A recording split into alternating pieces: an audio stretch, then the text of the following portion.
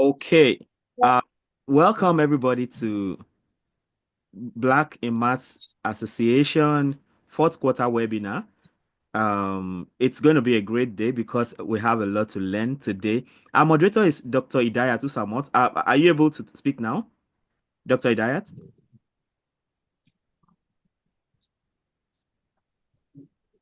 Okay.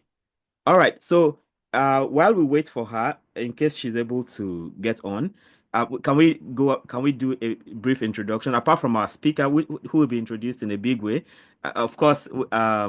Can we meet everyone? How should I go? I see Tof. Oh, how do I do this? Okay, I've mentioned the names. Then you introduce yourself, your location, what you do, and your expectation for today. So I want to start from Praise Olagoke. Please go ahead. Hello, good afternoon, everybody. Good day. My name is Afternoon. Praise Olagoke. I'm a recent graduate from the Department of Mathematics and Statistics, University of Calabar. I'm Wow. currently in Plateau State, Jos, and my expectation for this webinar is to gain knowledge as regards mathematics and its application in other fields, just like genetics. Lovely. Thank you so much. You're in the right place. Then I go on to Anu Oluwapolawale.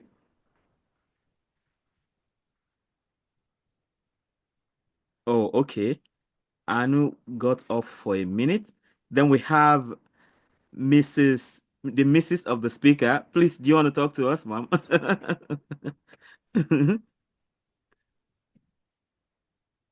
Hello, ma. Good day, everyone. Can you hear me? Yeah, we are so sorry for waking you up this early, ma. No. My name is Oluwatufumi Oyebola. I am calling from joining from Canada. What else? What are the questions again? Yeah, your expectation for today? My expectations is to be supportive of my husband that is Yeah, moral presenting and at support. the same Yeah. time to gain more insight on the application of mathematics in genetics. Thank you Okay, very much, ma. I'm a mathematician, cum librarian. That's how I introduce myself. I currently work as a library consultant. Lovely. Thank you so much, ma. I think that is the first that we have that kind of high level, high powered moral support. Thanks a lot, ma'am. Then okay, yeah, back to Anu Oluwapolawale. Are you on now? Yeah, I'm on. Yeah, please go on. All right, good afternoon, everyone. My Good name is afternoon. Anila Olawale. I'm a graduate of mathematics education, practicing mathematics teacher. And I joined this webinar, well, usually through one of my friends. He encouraged me to join, and I hope to learn applications of math because at some point I will be like, does math really have application? No, I'm just curious. I'm eager to learn and to Interesting. interact with like higher fellow in the ministry. Thank you so much for having me. Yeah, thanks for being here. Thank you so much. I mean, I like curiosity. That's lovely. Dr. Idayat, are you able to go on? Hello? Doc, Hello. yeah. Okay, All right. sure. Let me briefly talk about the Black in Mathematics Association. It's a community of Black mathematicians, which consists of almost 400 professionals cut across African countries, such as Nigeria, Gambia, Ghana, and so on. So Black mathematics are a body that promotes equality, diversity, visibility, and networking opportunities between professionals. So, before we call on the speaker of today, which is Dr. Oyeyemi Oyebola of Department of Mathematics and Computer Science, Brandon University, Brandon, Manitoba, Canada. which will be talking on the topic algebraic hyperstructures and genetic inheritance, nature secrets code. So let me dive into his biography before he now take the microphone. Dr. Oyebola obtained a diploma in computer science in 2005, a BSc degree in mathematical sciences with bias in mathematics in 2009, and an MSc degree in mathematics in 2014 at the University of Agriculture, Abeokuta, Nigeria, now the Federal University of Agriculture, Abeokuta, Nigeria. So his MSc thesis was based on the study of simplifiable and domain-like rings. Dr. Oyebola holds a PhD in mathematics in 2019 at Obafemi Awolowo University of Nigeria, where is a research centered on the notion of algebraic hyperstructures and its applications to biological inheritance. Dr. Oyebola's field of study in algebra is known as theory of coercivals and loops. So after his graduate studies at the Federal University of Agriculture, Abeokuta in 2014, he was appointed as the academic planning officer at the university's academic planning unit.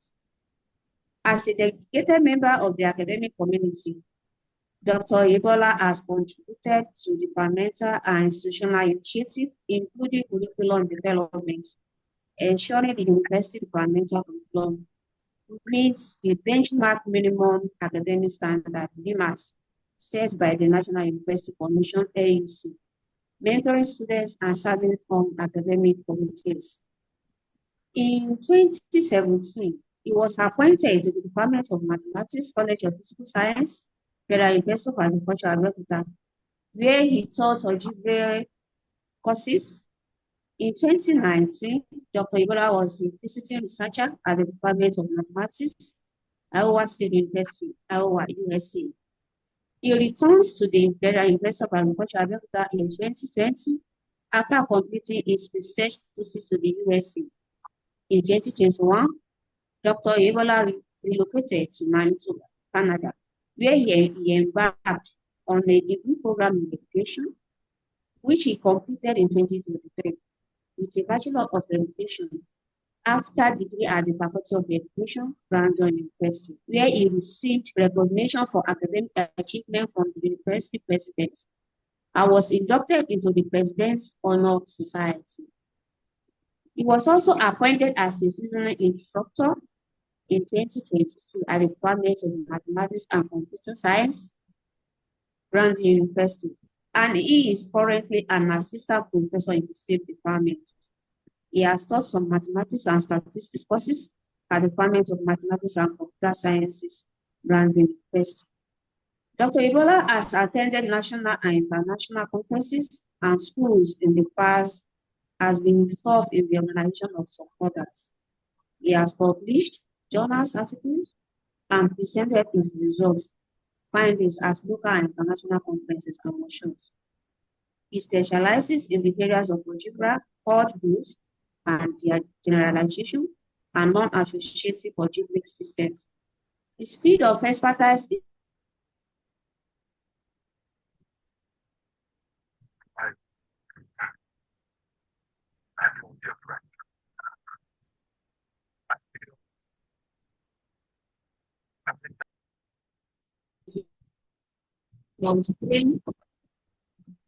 about applying these areas of study to biological inheritance, cryptography, coding theory, and chemical reaction. He has won some national and international awards. Among these are the Tertiary Sports One Award, which is $11,752, and the Brandon University Faculty Travel Grants, which costs $4,500 Canadian dollars. Dr. Oyebola aspires to continue his academic journey by advancing research in algebra and its application and inspiring the next generation of mathematicians through rigorous and inclusive education. So I would like to now call on our speaker for today, Dr. Oyebola Oyeyemi. So the microphone is on for you. So you are welcome to today's webinar. have the microphone, sir. Thank you so much, Dr. Idayat. And thank you everyone for this privilege. I want to especially appreciate Dr. Adejimi, and special thanks also to Dr. Dansu. So I'll be sharing my screen shortly. Right.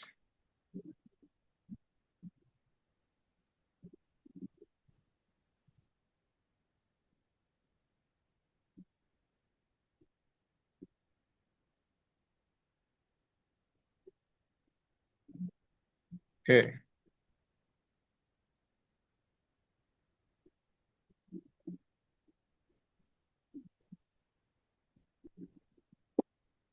So I'll be speaking on algebraic hyperstructures and biological inheritance, nature's secret code.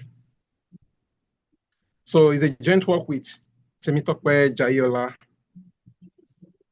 And we have some papers on this, and we hope to lay bare some of the things that we'll be discussing, or some of the things we have discovered and the results we're able to come up with in relation to biological inheritance. So the very first thing we are going to do in this study is to give us a background of the study. And here, algebraic hyperstructures, they are suitable generalizations of classical algebraic structures. Before I proceed, one of the things I wondered as a student was the possible interaction of algebra with real life situations or real life issues, so to say. In as much as many people will want to go to applied mathematics and the likes, so it was an answered prayer when I eventually came across some of the things that we could do with algebra and the applications.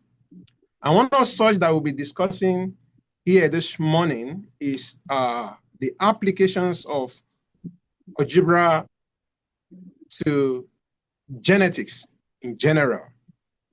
So we know that in a classical algebraic structure, the composition of two elements is an element. So in that case, the operation that exists between them is a binary operation. But in the sense of an algebraic hyperstructure, the composition of two elements is a set. Specifically, is a set which is a collection of all subsets, excluding the empty set. And the concept of operation is fundamental, as we know, in classical algebra. We generalize this concept by introducing the multi-operation, otherwise called hyperoperation. Looking at the functions defined here, we can see that it maps H cross H to the collection of all subset of H, that is the power set, but we exclude the empty set. We exclude the empty set. So in this case, we say it satisfies the algebraic hyperstructure. And the operation here is a hyperoperation as against the binary operation that we are used to in the classical sense. As much as possible, I will try to lay the foundation so that by the time we get to the applications, we will have a better understanding of what the concept is really all about. So we have the maps F subscript I here called binary hyperoperations because it just maps two non-empty sets H with itself in this case. It's also possible for us to have an array situation in the sense that we have the non-empty set H multiplying itself in n times. But let's not forget the operation there in that sense is a hyper operation.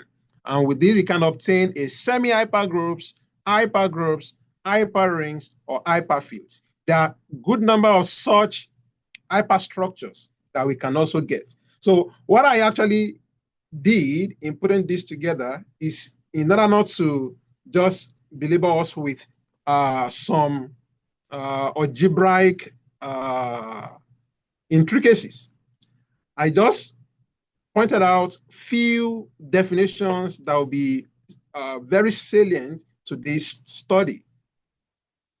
So studies in hyperstructures point out their applications in rough set theory, cryptography, codes, automata, probability, geometry, lattices, and there are a lot of research in this direction.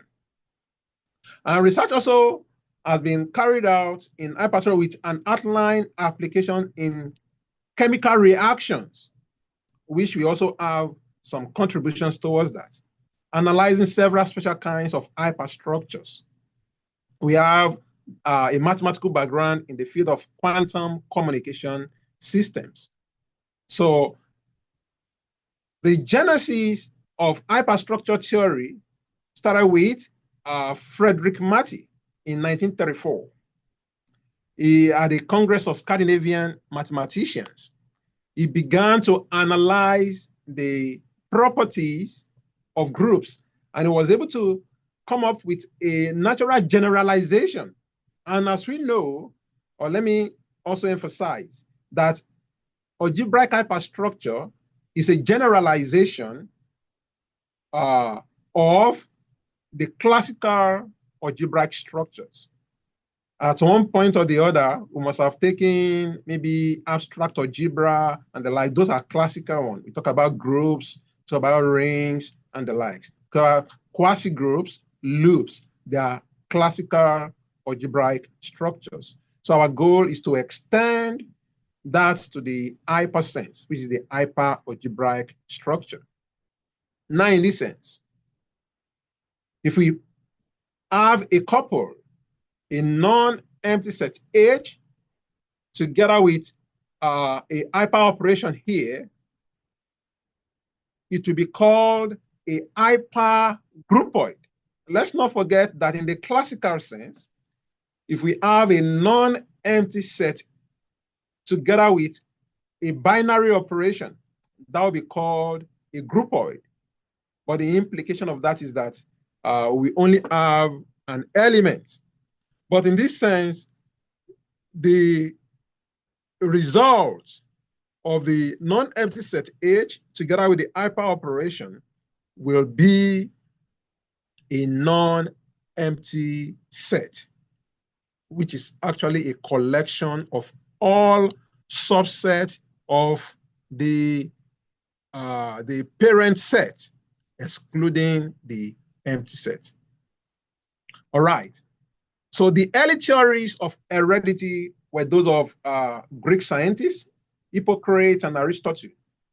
And their theories were similar to that of Darwin's later ideas on pangenesis, as we will get to see later in the study.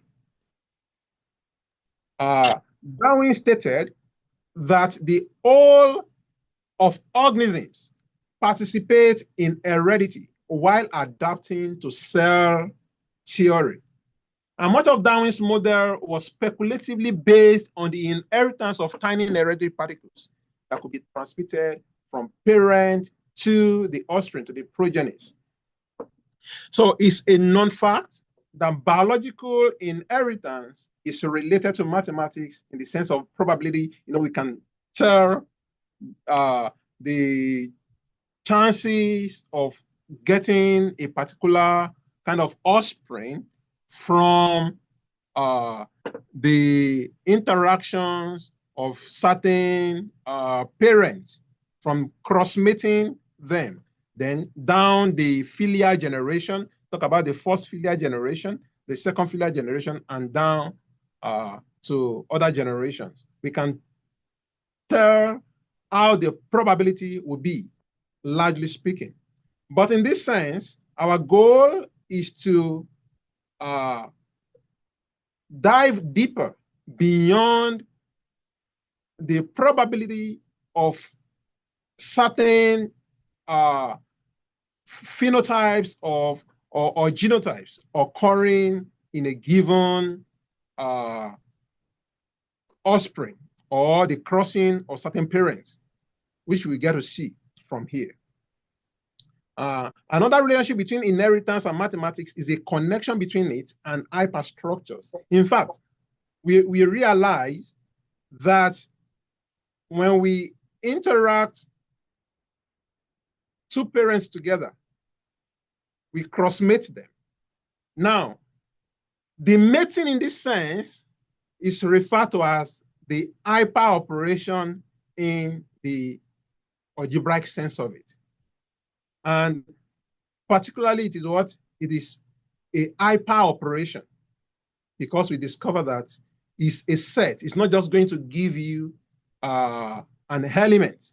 It's going to give you collection of all subsets that can be found in those parents. There are examples we also further illustrate that with to drive home our point. So I put these few definitions here just for us to have things in the right perspective before we delve into the applications.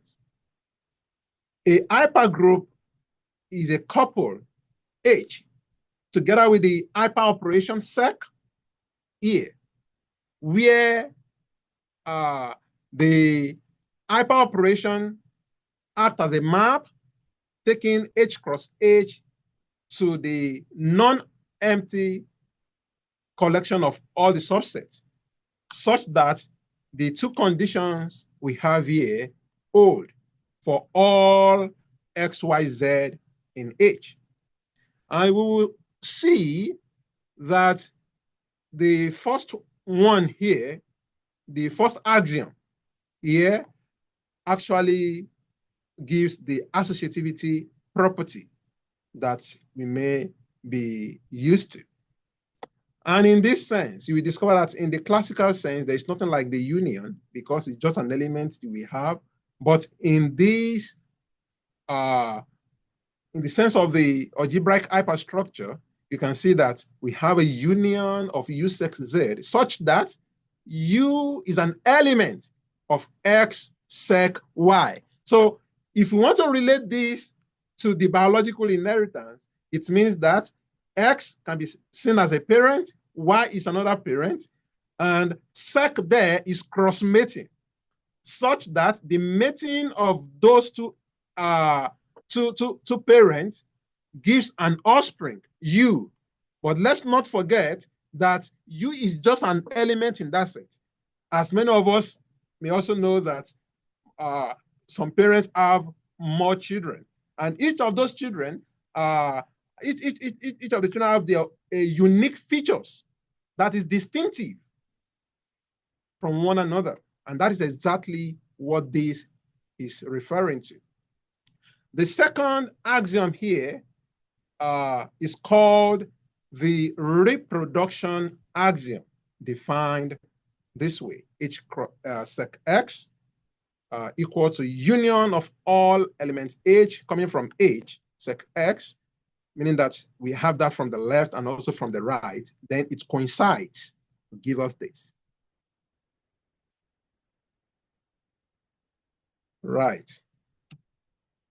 So we also define a polyquasi group and polyloops.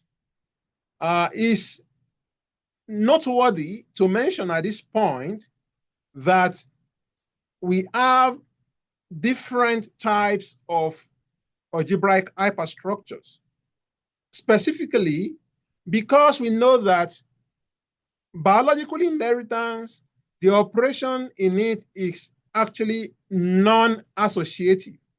And our field of research is basically non-associative algebraic hyperstructure. So that makes it more suitable to this study. And from there, we have definition of a polygroupoid, defined this way. Here we have this right division, the left division, and also the dots here. They are all hyper operations. They are all hyper operations. So it maps the two sets to the family of sets. It's the collection of all possible subsets from a given set. So we have the definition this way, and with the first axiom, when all the conditions here are satisfied, Roman figure 1 to 3, that will be called a polyquasi group. A polyquasi group with the existence of an identity element E, in this case, will be called a polyloop. So we christen the non-associative algebraic hyperstructure that is that will be applying to the biological inheritance here as a polyloop, So specifically, we narrow it down to a type of polyloop. There are different types of polyloop as well from our study. And one of such that we came up with here is an extra polyloop. It's also worthy of note that an algebraic structure, a non-associative algebraic structure called extra loop, satisfy 3 equivalent identities. This is one of such identities, but because they are equivalent, we chose to pick the very first one in the classical sense. So our goal here is to what? We adopted the extra loop identity, the first one in that sense, to conceptualize the notion of extra polyloop 1. And we have a distinctive feature of the extra polyloop 1 that makes it differ from the usual extra loop in the classical sense. So now we have hyperstructures and genotypes. Hyperstructures and genotypes, and also phenotypes. When we talk about genotypes, basically, those are traits that are passed down from parents to the progenies, that is the offspring, that you cannot see physically. You cannot notice physically. The features are there. But when we talk about phenotypes, phenotypes are the ones you can easily notice. It could be the eye color, the complexion, the hair color, and some other things. That is when referring to human beings or animals in the likes. When we want to narrow it down to plants, or we give an example of a maize, you will discover that we have different types of maize as well.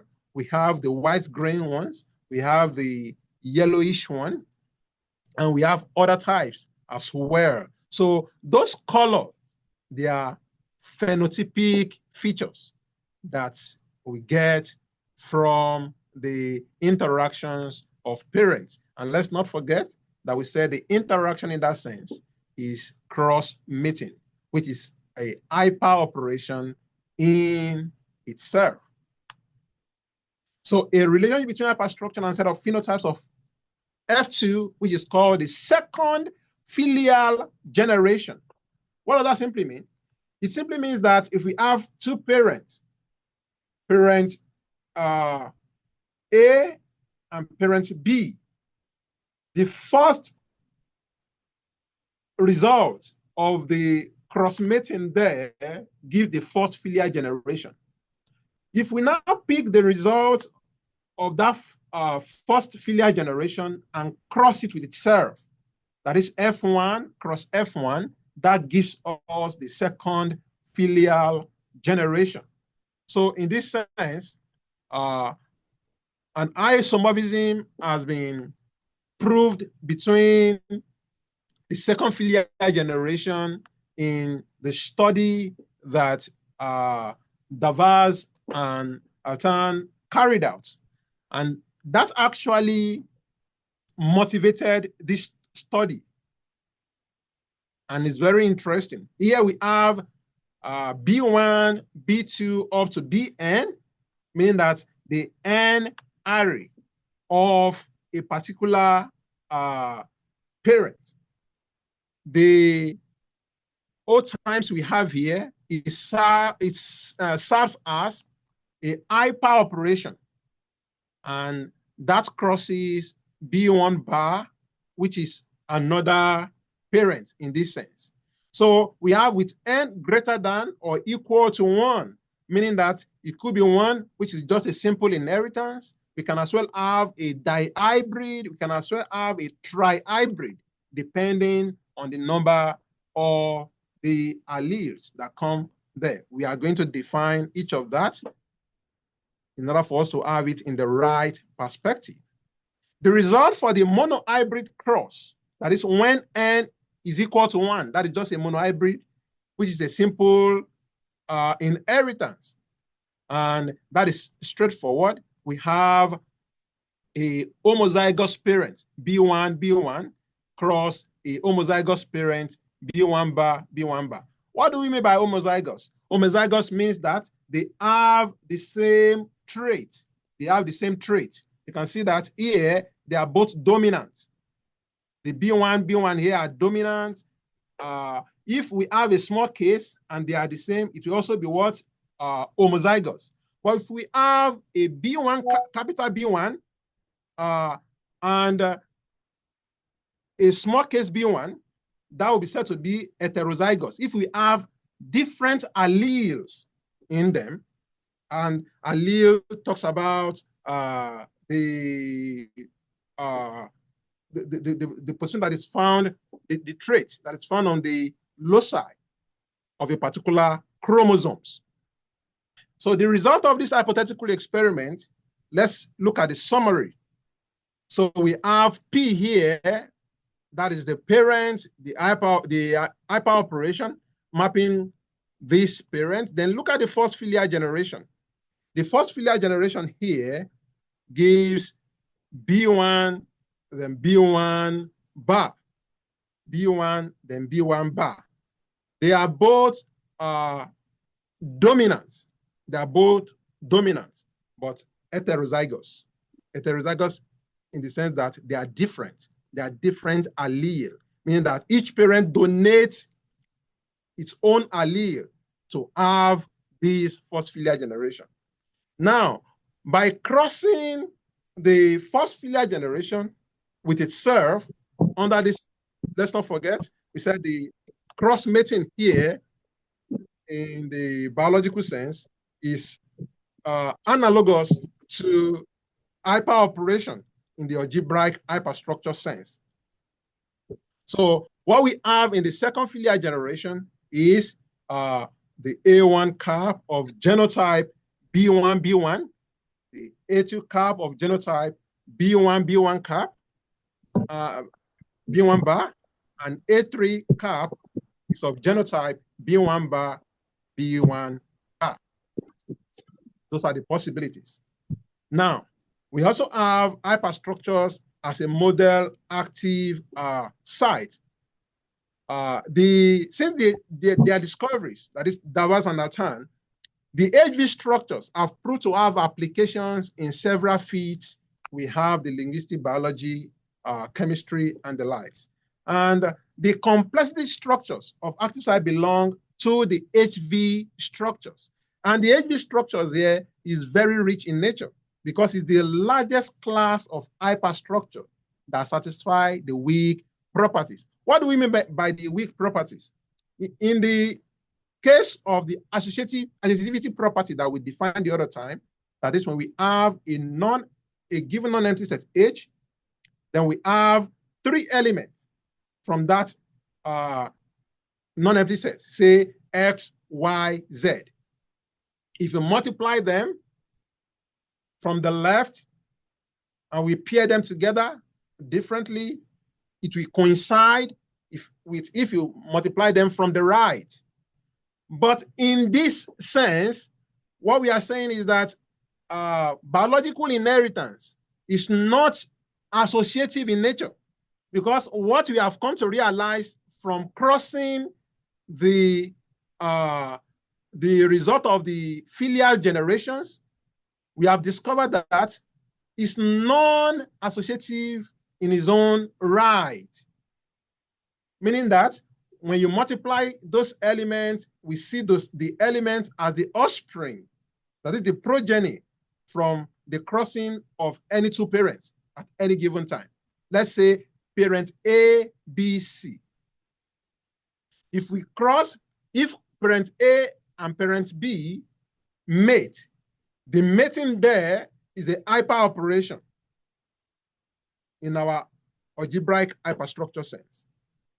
Now, when the result of the mating of parent A and B now mate with parent C,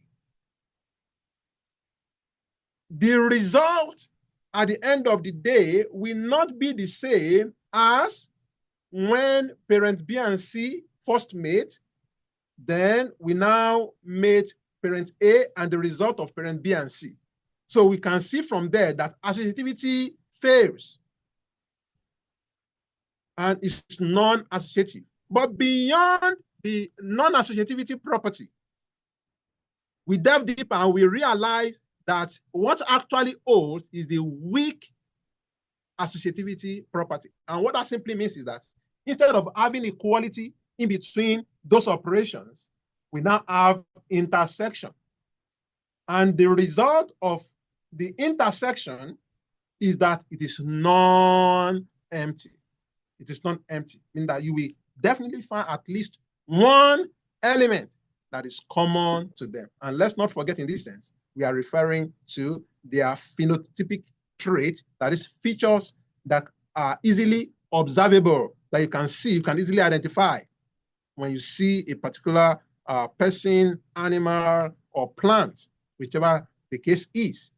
But when referring to genotypic traits as well, there are traits that are embedded in the filial generation that you cannot observe physically.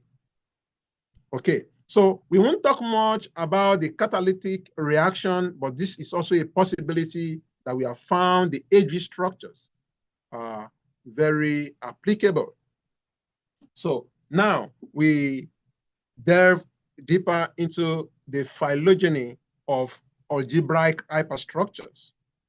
So from when Frederick Marty came up with this study by investigating the properties of groups, a lot have been carried out from there. We now have semi-hyper groups, which are the simplest algebraic hyperstructure with closure and associativity properties.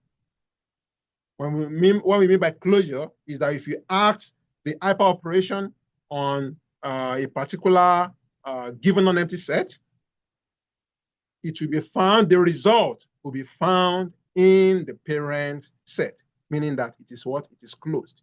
And of course, we have defined the associativity property. All right, so we have the phylogeny of algebraic hyperstructures. These are the things that have been done so far on that, but we won't actually waste time on this. We are going straight to the study here. So to go deeper into the applications of algebraic hyperstructures to biological inheritance, there's utmost need for us to give definitions of certain terminologies that will help us understand some of the things we'll be mentioning along the line. One way or the other, we have mentioned allele when we talk about the codominance and the likes. So allele, an allele is either of a pair or series of alternative forms of a gene that can occupy the same locus on a particular chromosome and that control the same character. So we have children that take after their parents in certain ways. And it's as a result of the alleles that each of those parents contributed in the course of the mating, which is the hyperoperation in this sense. And when we want to relate that with the phenotypes, you will discover that there are situations whereby a particular child may look more like the father or more like the mother in any case.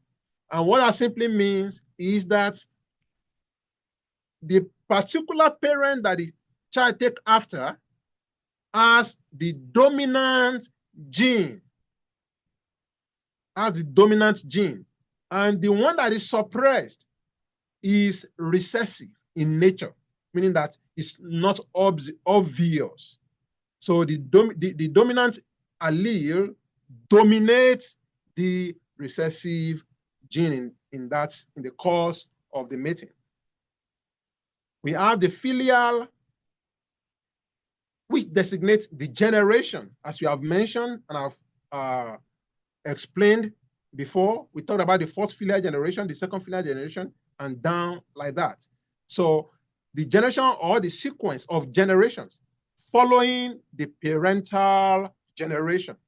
When they mate, the first result is the first filial generation. When you map or cross-mate, as the case may be, the product of the first filial generation with another product of the first filial generation, you have the second filial generation, then down the line.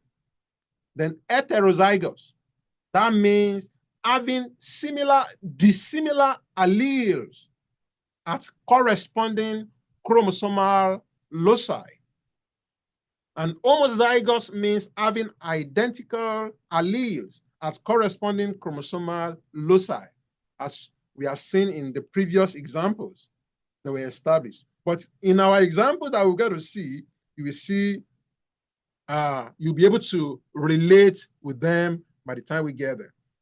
So running through the historical phylogeny is considered one of the applications of hyperstructure to biology. It is well known that biological inheritance is related to mathematics in the sense of probability. We all know that. You can, when you cross two parents, we can tell the likely possibilities that we can have. Let's take, for instance, we have two parents with AS blood type. We can tell that it's probable if the two parents are AS, there is every possibility that they can give birth to SS child, and it's something we can easily map out from there.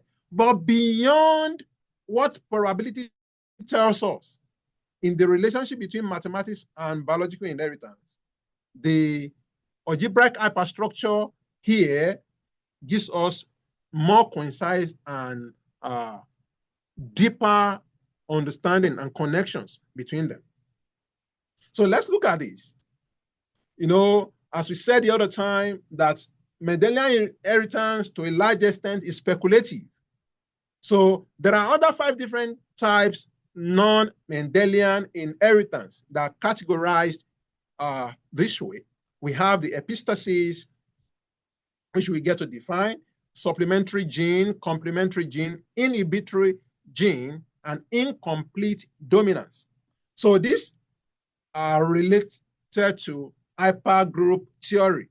So in the Mendelian inheritance, the presence of the dominant allele. So going forward, whenever you see the capital letters, those denote the dominant allele. But when you see the small letters 1, those are the recessive one. They are recessive one. Okay. So we have the A cap and the big A cap and the small A cap here,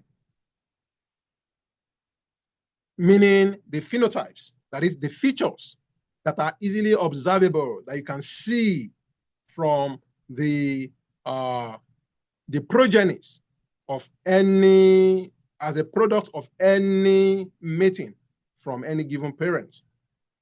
And also the genotype of the organism, that is, we have that here. All right. So let's look at this example. Epistasis of a dominant gene. So epistasis simply means a gene interaction that occurs when one gene's effect masks or modifies another gene's effect. What does that simply mean? In a layman language, it means that when we have two parents, one has a dominant gene, the other has a recessive gene, to the point that the recessive gene is not pronounced in the outcome of the mating. The children they gave birth to, you can see that maybe the father or the mother is the one that has the dominant gene. You can see that every feature will be present in that, in those children that are product of that cross mating. So in this case, we say that it is what? It is epistasis of a dominant gene. And a typical example of that is the coat color of dogs. The coat color of dogs. There are two allelomorphic pairs, which may be named capital A and small a. So in this case now, we say that this is heterozygous. Heterozygous in the sense that they are different. If they are both capital alleles, that is the capital AA, those will be homozygous. If they are both small cases, it's also homozygous. Or in this case, we have the heterozygous. A and B are dominant over the small a and b respectively. And they interact as follows. We have AXBY and AXBB. So the small bb here on this other hand, they are recessive. They are recessive, but homozygous. So they have phenotype. By the time we cross them with the mating, the result is that the phenotype will be white. Phenotype talks about the color. It means that we have a white-colored dog. We also have ABY, which has phenotype black, and that is a black-colored dog. Here we have homozygous but recessive. Here, the small case, it means that this particular offspring, we have a brown color. And we can see X could be A, the capital, could be the dominant or the recessive, and Y could be dominant or the recessive, as the case may be. Okay, so let's see the result of the experiment. It's summarized this way. We have the parent.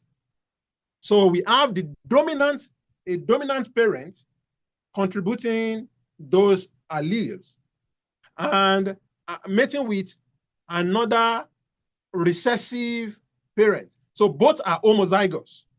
Homozygous parent that is dominant with another homozygous parent that is recessive.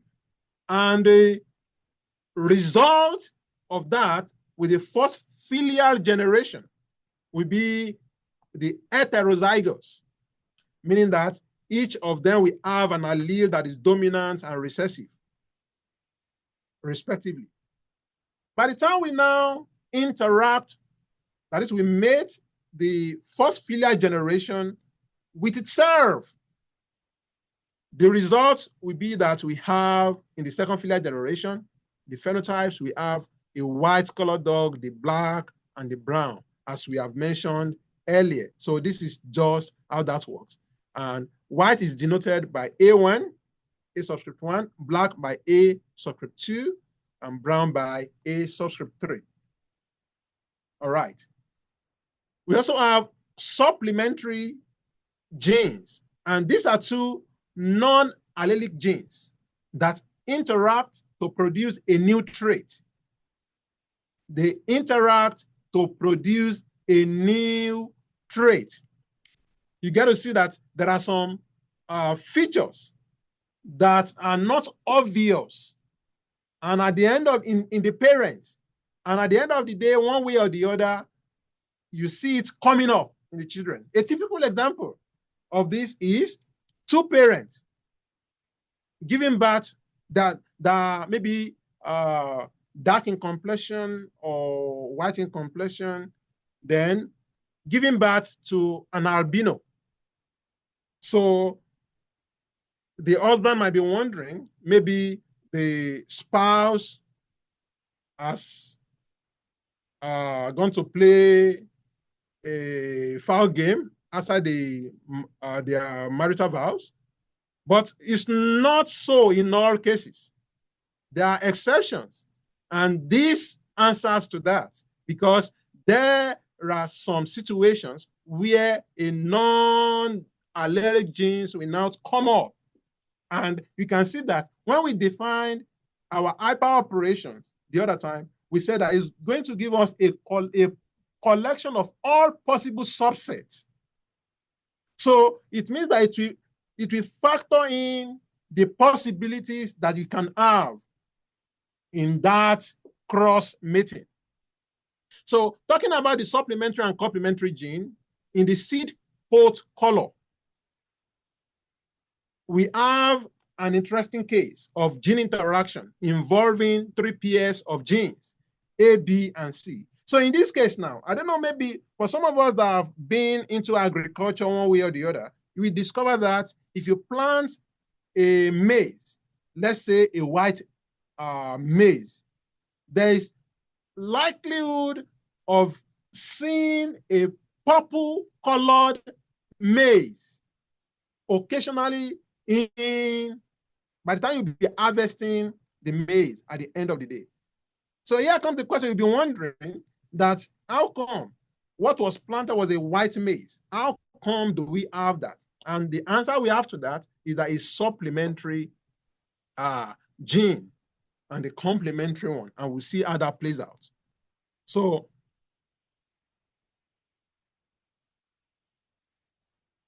if the gene A is added to C and B, some plant parts as well as the grain coat become purple by the development of anthocyanin.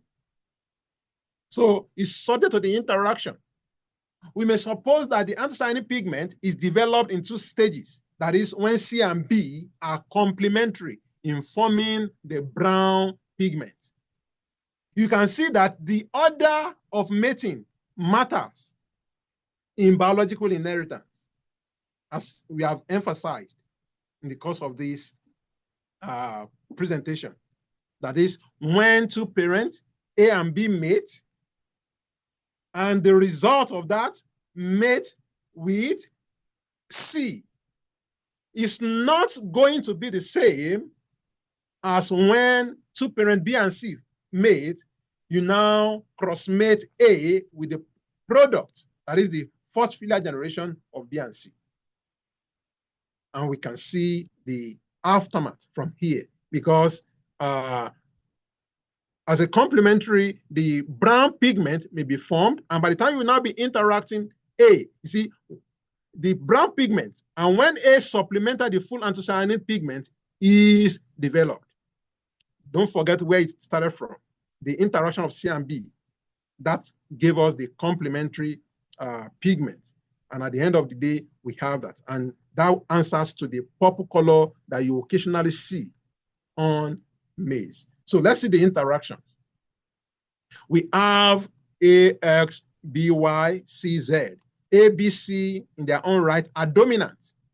And we have X, Y, Z, taking the place of the recessive ones. That is the recessive A, B, C. It could come in diverse ways. And we discover that all of these will be a colorless seed. Will be a colorless seed. Now, let's look at the interaction of F1 with itself. Now, you have this. So this is heterozygous first filial generation from that interaction. And let's not forget that what we have is the dominant parent of that trihybrid gene cross-mating with a recessive homozygous parent to give us heterozygous first filial generation, as you can see here. By the time we now cross-mate an heterozygous parent with itself, now there's every possibility of having purple in that second filial generation, which is this. So purple is denoted by A1, which is a possibility here. So as we have mentioned, that is further idea presented by Davas and Tahan. So you will see that mating are generally commutative but not associative. They are generally commutative but not associative. What do we mean by commutativity? Commutativity simply means that if you multiply A by B, it's the same thing as multiplying B by A. In the layman language, 2 multiplied by 4 is the same thing as 4 multiplied by 2. Okay? But that is really of no interest to us. So we want to see beyond that. And that is why we have this, which is what I mentioned the other time, and that is called the HV structure, which satisfies the weak associative property. You can see the intersection here, and the result is that it is non-empty, and that is HV structures, which is the largest class of hyperstructures that satisfy the weak properties. So these are the weak associative properties. All right. So we have the HV group which owe their power and general information to the characteristics and the weakness of the associativity. It plays a central role in the generalization of groups. And our goal here, with the aid of an identity, we want to evaluate with precision the non-associativity of weak associative properties in this equation 1 that we have here. And we are to examine the concrete structure of these concomitant entities. All right. So we have here the algebraic hyperstructures and biological inheritance, which have been established. So our goal is to further establish that and to see some other properties that could be identified, which we're able to do. Why this research? That's a good question. Why this research? When the purpose of a thing is not known, abuse is inevitable. So you need to have a goal. So that will really help us. We serve as a guide, a roadmap. This study introduced other types of hyperalgebraic structures. As I mentioned earlier, we have the extra loop from the classical sense. And here we have used the extra loop identities to conceptualize the notion of extra polyloop 1, 2, and 3, respectively. And we also studied their algebraic properties. Most particularly, we applied this algebraic hyperstructure, extra polyloop 1, 2, 3, to biological inheritance. So we are going to restrict this to the biological inheritance, as we get to see. Okay, so this is the extra loop identity that we generalize to extra polyloop. And from our extra polyloop, that particular one, we are able to generate 7 equivalent identities from that extra loop. So I won't bore us with the proof. It's just for us to see and to see the beauty of algebra. Okay, so back to epistasis of dominant trait in eye color. We have talked about the coat color of dogs.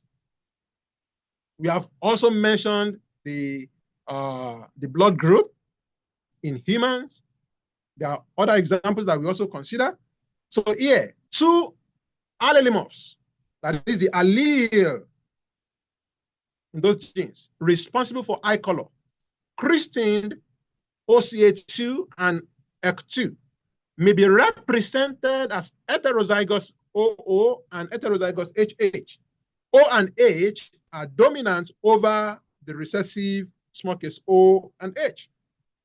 The alleles interact as shown below. So we have this. So OMHH here and OOMN have phenotype, that is the observable features that we can see. Color blue, which and OMHN has phenotype brown. So in this case, we have M to be the dominant O and the recessive, and we have N to be the dominant H and the recessive. Hence, we have the results stated below. The parent interacting this way, the dominant parent cross-mating with a recessive parent. Then what we have, the result of that, of the first filial generation, will be heterozygous of the dominant and the recessive this way. So it's heterozygous. All right. So interacting the first filial generation with the serve, we have brown, blue, blue. And brown is represented by D1, blue by D2, and another blue by D3. But now let's look at this critically. The results of all this, the phenotypic nature may be the same, but they may have different genotypic structure. So D2 and D3 have the same color in this sense, but that does not imply that they have the same genotype. So here comes the remark. Note that phenotypically, there's no distinction between D2 and D3, but there is a clear distinction between their genotypic composition. Hence, the genotypic representation of the resulting offspring in the second filial generation is given as D1 cap, which is this, that is dominant O and H, and D2 cap, which is dominance of O and this, so that is heterozygous, that is homozygous. So the D3, in this sense, you can see that the D3 now is recessive. D3 is recessive in nature, unlike that of the D2, though they have the same color, but D2 have O to be dominant and H to be recessive, but for D3, it is recessive also.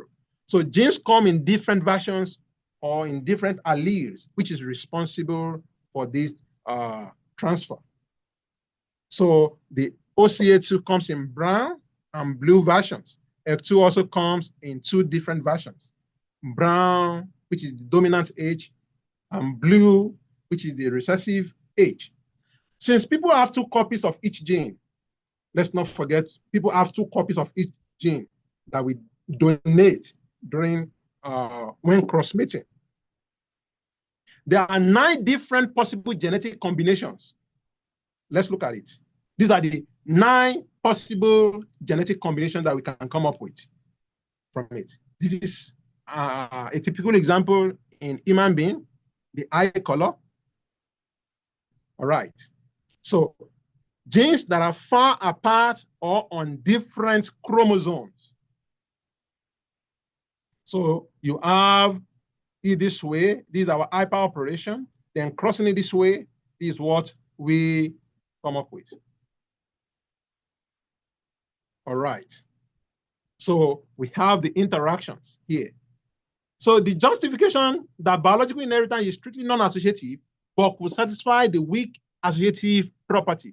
If you look at this interaction, you will discover that they are not the same.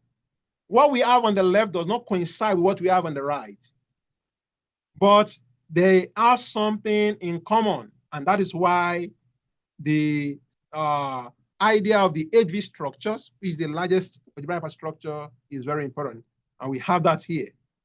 That the intersection of them is this. They have something in common, but they do not coincide. So from the result of the above experiment, we have that the the cross of D1 carb, D2, D3 this way are not the same. They are not the same, whichever we choose to cross-mate them. All right. Since genes come in different versions, resulting in epistatic representation of the phenotypes, we have that. You can see the crosses, which is non-empty. And the justification for this is that biological inheritance is non-associative or could satisfy the weak associative property. Yeah, bring the rubber. Nature's secret code. For some of the things we have been saying, you will discover that we may not have answers to certain things before now, but you will now get to see that there are more questions that we still need to ask, or there are answers to some of the questions we have been asking prior to now.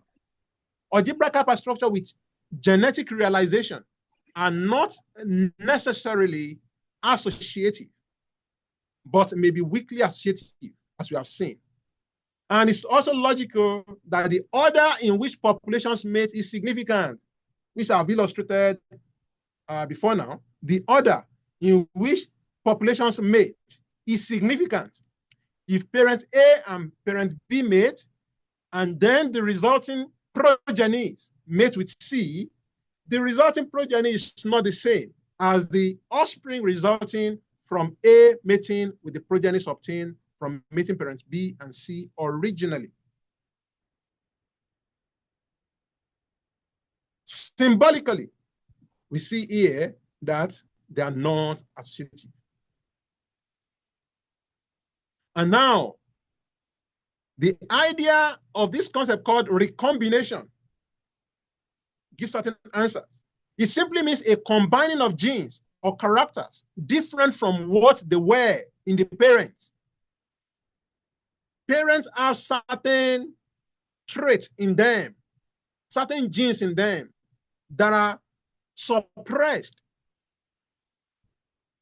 And if in the course of mating, those genes that are suppressed now happen to cross in the course of that cross-mating, they may be prominent in the offspring. And that boils down to the previous example I cited. That is two parents that are dark in complexion giving birth to an albino. So, answer to that, all things being equal, meaning that if it's assumed that the wife is faithful, so either of them have albino trait that is suppressed in the course of that. And you discover that if it is just a classical operation, it's just an element that won't give an answer to this. But when we talk about all possible collection that we have is part of that given set. An epistasis, that is one set of alleles, a gene, may mask or inhibit the expression of another gene's alleles. So that is why you see that in a particular family, you can see certain children looking more like the father and others looking more like the mother. Those are the things that gives answer to that. It means that the genes or traits that are suppressed in the course of the cross-mating are prominent to give the required result. So how blue-eyed parents can have brown-eyed children? I read an article of a father wanting to sue his wife for infidelity as a result of this. But it's possible, and that is exactly what we have here. Because the two genes, OCA2, as we have seen in the eye color, and EC2, depend on each other. It is possible for someone to be a carrier of a dominant trait, like brown eyes, is a carrier. It's not actually prominent in that person, but is a carrier. So, and if two blue-eyed parents are carriers, then they have a brown-eyed child. If the two of them, they are blue-eyed though, but they are carrier. They are brown-eyed carrier. It means that there's every likelihood, if the two of them mate, to have a brown-eyed child. So biological inheritance is so much fun. So all light-eyed parents with dark-eyed kids should stop asking those paternity questions unless they have other reasons to be suspicious. So darker-eyed kids are a real possibility that real genes can now explain. So we have another example here from the flower color, Mirabilis jalapa, inheritance in the 4 o'clock plant, which is the most commonly grown ornamental species of Mirabilis, and it's available in a range of colors. We have it in white, in red, in pink. So the plant produces fragrant flowers in a range of colors from white to red over a course of a few months. Okay, and it has been naturalized in many parts of the world. So let's look at this. You see that if we have this 4 o'clock plant, this Mirabilis jalapa, a plant with red flower petals, can be crossed with another that has white flower petals. And the offspring, we have pink flower petals. So in the Bible sense, we also have when a man by the name Jacob also tried to crossmate the animals and the ones, there are some that have streaks and the likes. So he was able to perform all that. So it's also an answer to that. When you crossmate, those are the possibilities. It could be, the resultant would be, it could be a feature that is not prominent in the parents. So second phyla plants appear in a ratio 1:1 with red, pink, or white flower petals, respectively. So the pink flower plants are heterozygotes with a petal color between the red and the white colors of the homozygotes. And in this case of one allele, that's R1, the red, specifies a red pigment color, and another allele specifies no color, that is the white. The flower petals have a white background. So we have the cross-mating, given the first filial generation, interacting in the first filial generation with the serve, we're able to get red, pink, and white in the course of that. And at the end of the day, we have these in the table. You can see that the entries in this table, they are not singleting. We have some of these that we have 2 elements here, we have 3 here, and the like. And what that tells you is that if you want to have the possibility of having a flower with the 3 colors, what you should do is that you should cross the pink and the pink.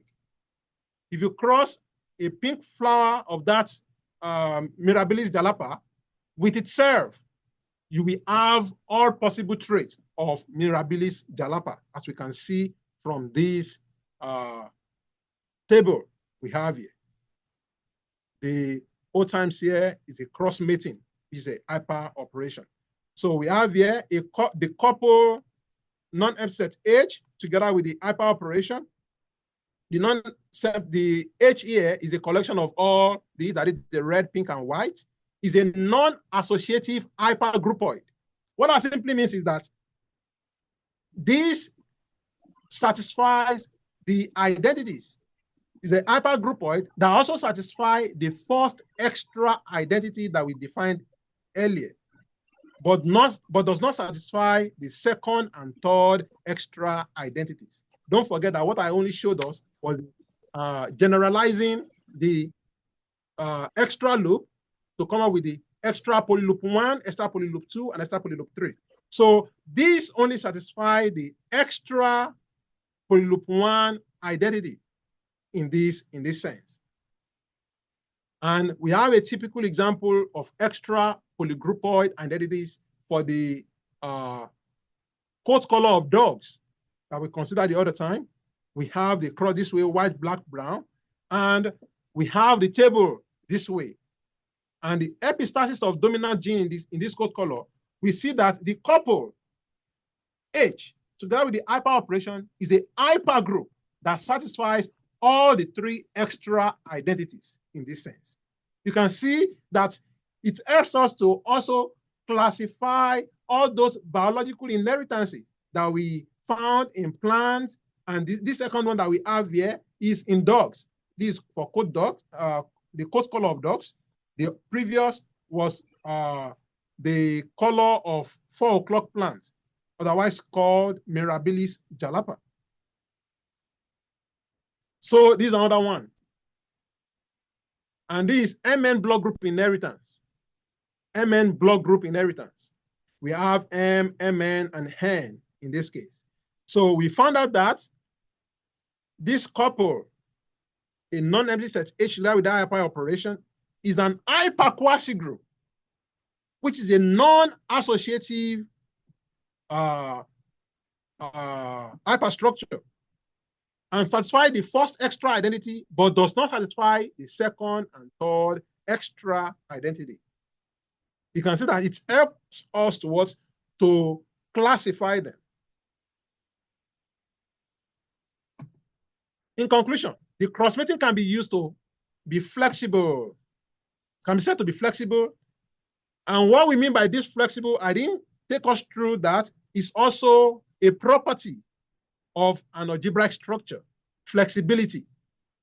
So meaning that you cross-mate a particular parent, then you cross-mate 2 other parents, then the result of cross-mating, the result of the 2 with the first one will be the same as cross-mating the other, meaning that x dot yx equals xy dot x in that sense. So that is flexibility property. We also have the left and right alternative property that we have been able to also establish with these genetic inheritances that we have seen, with both left and right alternating. Those are alternative property.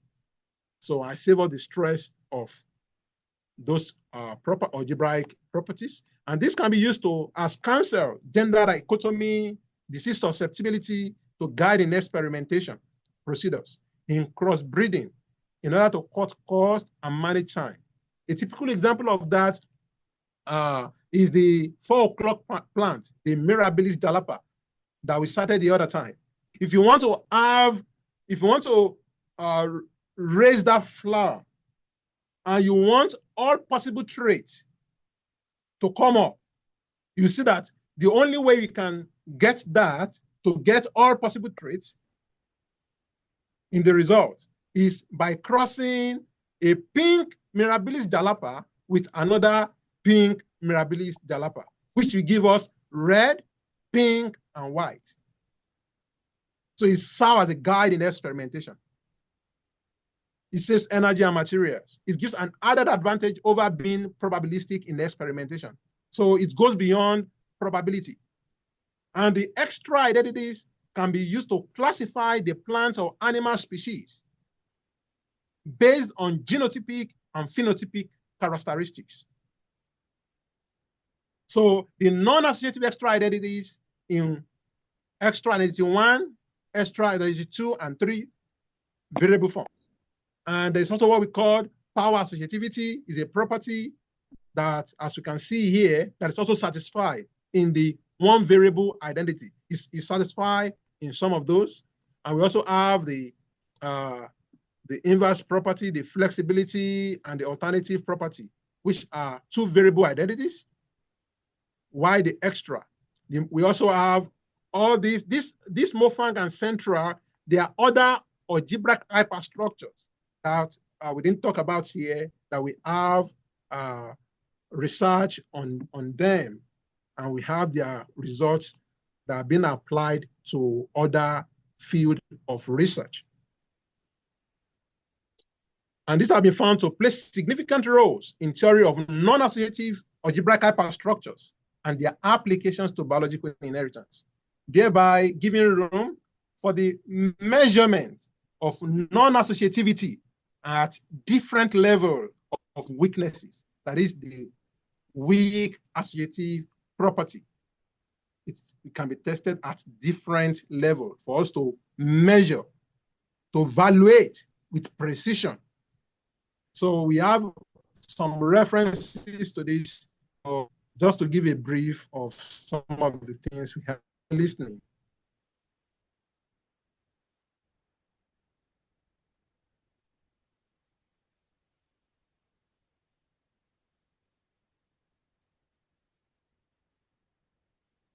Hello, Dr. Idayat, over to you.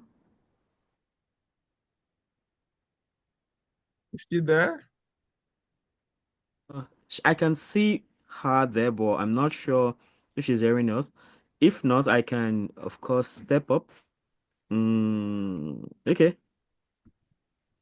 1, 2, 3, 4 seconds. Okay. All right. Wow, this is serious. Thank you so much. That was really a serious lecture in the application of algebra that we can all relate with. I particularly like the idea of knowing all the options available to me instead of operating probabilistically, right? So, and knowing that with this, as in whatever I'm doing, I know all the options available. So I know if I have like 16 possibilities, so if I'm getting only 3, I know it's not because there are no other options. It's because maybe there's something I'm not doing right. And the fact that you have actually shown us how we can use this to do that's really interesting. Well, at this point, if you have any questions, do you want to raise your hand up, or you can type it in the chat box if you cannot talk. So if you have a question, could you please raise your hand? Thank you so much, Dr. Oyebola, for this serious lecture. Thank you so much. Any questions, please? If you have a question, yeah, you feel free to raise your hand and ask, or type it in the chat. Okay, well, while we wait for a question, if there is any, I know, studying, well, of course, maybe because I attended a University of Technology, we did some algebra, right? We are very strong on the computation side of things and all that. And, algebra was presented to us as this very spooky metaphysical thing that we should run away from. So how do you encourage upcoming mathematicians to embrace algebra? Like up to this level, at least? Thank you, sir. That's a very good question. It's interesting. Algebra has really gone beyond the one we feel that is something we cannot see. Because while we were being taught undergraduate days, some of us, we only learn theorems. We cram proofs and pour it down. Right. But algebra goes beyond that. And that was, in fact, one of the reasons why I've been craving to know areas where it can be applied. So, and I found it very interesting when I eventually found this. And it's interesting to note that currently we are using a Python code to generate some of these biological inheritances examples. Nice. And see the possibilities we can have. Wow. So we have been able to come up with some examples, and we are still working on some of the ones that has to do with catalytic reactions. Wow. And the non-identities, the non-algebraic identities that we are used to, if you can write the Python code, it will give you the possible ones we can have there at the end of the day. Wow. Which will satisfy those identities, the given identities that we wanted to satisfy. Yeah, I think there's something in the chat from Dr. Nneka Hyonu. She says, this is a very detailed lecture. Algebra hasn't ever been my choice area of maths, but I see a new dimension to it. Its application as seen here is sounding interesting. Thank you, Dr. Oyebola. I mean, that's a testament to, this lecture. Thank you very much. Now, Thank you. any question yet? If there's no question, I have plenty of questions. I can keep going on. Of course, we also don't want to want you to really probably go back and have a nice sleep. So another thing okay, yes, I mean this just occurred to me as we are speaking. Maybe you should start a movement already, like an algebra movement to you know I don't know how you are going to go about it. Maybe you should do something to really put it out there that algebra is not that abstract thing you have always thought about, because it is actually applicable and you can see it. Yes. So I Yes. mean that's something, and of course maybe do a YouTube channel and show us these things step by step, bit by bit, because I mean studying maths myself, I was really just like your quest, right? I was this curious person that okay, I chose maths myself because I'd done a diploma in marine engineering, and well, I mean, engineering is great, right? But maybe it's not just the thing for me. I don't like that idea of, going to the workshop and filing metal and knocking things together. Of course, we need engineers in society for sure. But for me, I would rather just, I like that bringing abstraction to reality, bring abstract concept and bring it to life. So that also pushed me into thinking, what exactly can maths be used for? And now I have a YouTube channel where I actually try to show, how you can use something like Hungarian method to do for matchmaking. You have three men, three women, and you just get some scores from them and do some Hungarian stuff and say, okay, at the end of the day, you should go with this man, you should go with that. I mean, that's just an example, like to make people see actually that these things are beyond the realm of abstraction. So maybe if I have an advice, maybe to be like people can relate with pictures better, and I know some of these things can actually be shown in pictorial formats, because I mean it for us mathematicians, like we can still imagine what you're saying and then we try to picture it, but when people see the gene thing and then they now see okay, this and that Yes. coming together, these are all the possibilities you have, I think it can actually drive the point home the better. I'm still hoping. It's like the people are slain in the spirit. There are no questions so far. What's happening? BMA, any questions, everybody? Okay, maybe I should call people this time. Dr. Idayat, are you able to talk now? Oh, wow, this is serious. Okay. Can I call on Olayinka Bello? What do you think of the lecture so far? Do you have a question? Do you have an observation or something? Olayinka Bello? Okay, I don't know.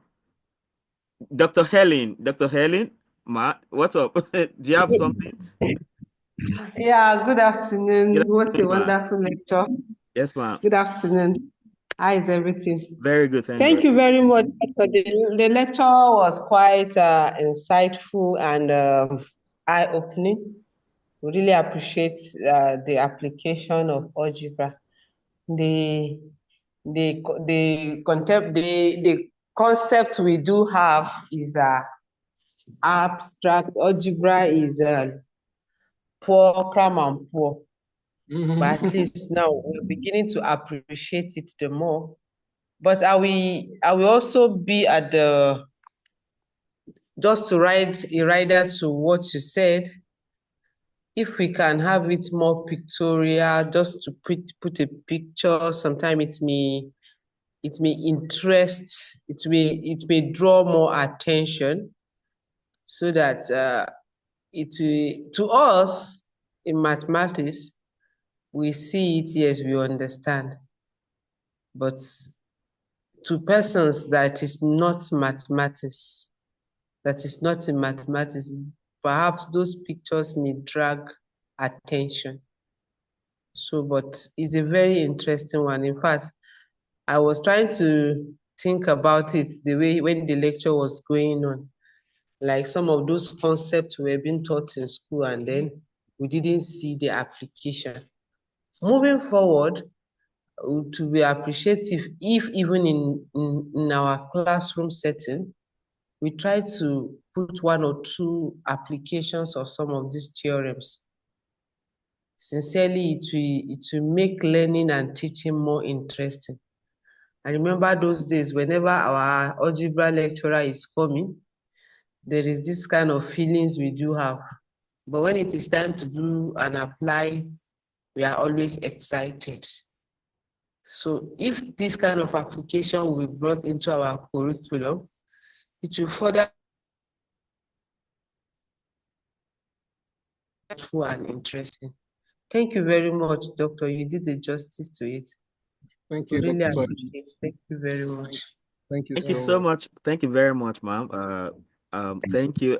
Dr. Helen is speaking. She's currently in Federal University, Lokoja. Thank you so much for your comments. All right. Nice So I think at this point, we don't want to delay you further. Thank you so much. Sadly, Dr. Jimmy is no longer here. Dr. Kayode also came in. He's the head of research in BMA. He was here. I think he's not here right now. Okay, yeah. So, the interesting. You said? I can see Dr. Ugarich. Oh, okay. Joining. You know Dr. Ugorich? No, I can see him just joining. Yeah, he just joined. Dr. Ugorich, what's up? Hello? Dr. Ugorich? Okay. All right. So yeah, I think the lovely thing is that this is going to we have recorded this and we're going to put it on the BMA YouTube channel. So it's preserved for generations. So we can always go back there and get inspired again, knowing that algebra is not just in the realm of abstraction. And immediately you also mentioned Python. It really caught my attention because I mean, with Python, a lot can be done, So these are things to be explored, and of course, the idea is out there, and we can begin to, play around them and all that. Thank you so much. I mean, I was thinking of doing an abstract algebra playlist on my YouTube channel, but I know I don't have the capacity to go as far as all these hyper things. So, but I'm sure I'll do the small that I know. Thank you so much for the great And lecture. just for you to know, just to let you know that you've been a very, very good source of encouragement. Each time I see, sir. Thank you. I go to your channel to watch those videos. Wow, thanks a lot, sir. Yes, sir. You can't afford to relent. Yeah, thanks plenty. Yes, sir. It's also worthy of note. It's also worthy of note that some of those things I shared, they are pictorial representation. Oh, lovely.